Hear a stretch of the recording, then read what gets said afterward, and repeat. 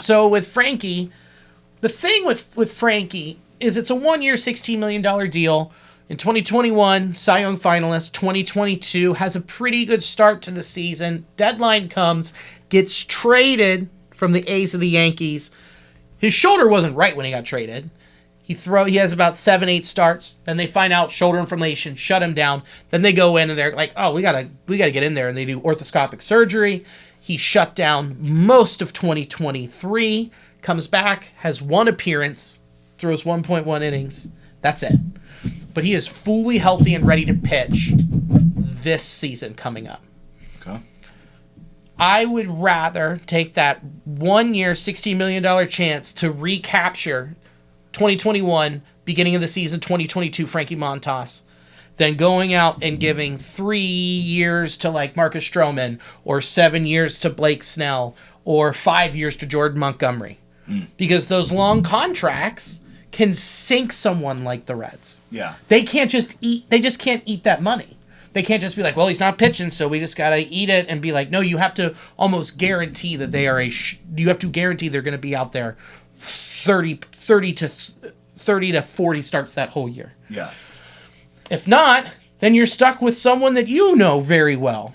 Homer Bailey. I was going to say even like different archetype of like, remember the Ryan Madsen deal? Like how they kind of, like I was curious, like, so when it comes to 16 million for this, like, would you say that like they were the, like, what other, like, were there a lot of other teams in the running, or did the Reds just kind of like reach up and grab this and like, because like it kind of feels like that's a lot of money for a guy in that situation. It sure sounds like it. You would, because 16 million for 1 year sounds like a lot of money. Yeah. But when you think about it, he is 69th. Nice. In AAV for starting pitchers. What is AV? Average annual value. Okay. So that's what you get per year. Your salary. Yeah.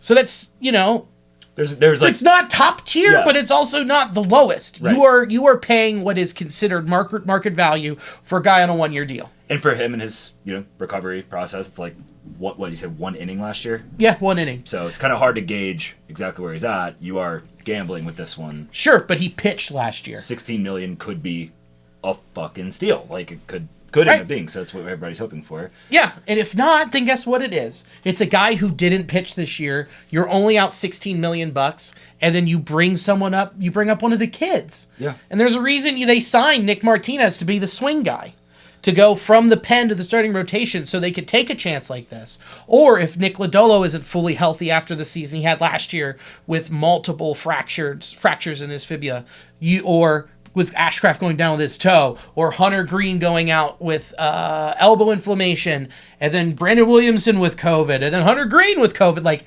you do this, you can be like, all right, I at least have this guy and all of these dudes that I've been banking in that I will be banking in AAA and AA that can fill, but I don't have to rush their development because I'm just going to pay this guy $16 million and see if he bounces back.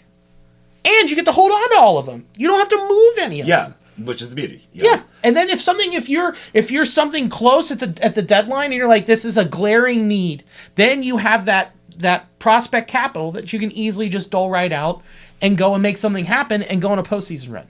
I mean, fuck, if he's dealing, and this is a 1 year. Yeah. Well, and then there's a mutual option for next season, $20 million. Mutual option. So if he's dealing and the Reds are good, great. If somebody's on the opposite end of that, I don't know how. Like it's like that. I feel like those agreements could be kind of fun to like see play out. You know what I mean? Like players' desire versus like what the team. Right. We can just ship you though. Like, Yeah. you know what I mean? At the deadline, they can pick up that option. Right. Like, you can trade that option, right? Oh yeah. So here's the other thing too. Like with Bieber, you were trading for a similar deal because he's in a contract year. Yeah. Why trade when you could just pay it immediately? And Shane Bieber, his arbitration's going to be like $18, $19 million. So why would you trade prospects to get a guy in a contract year who has health issues when you could just pay less and not trade anything Right. and take that risk? I think it's another Nick Kroll genius move. He gets the genius for that. Dude. Okay. They just got crawled. They got crawled. Oh, yeah. Welcome to the world. Welcome to the world of Crawl, dude. The Crawl Daddy. Okay, well, you've sold this to me.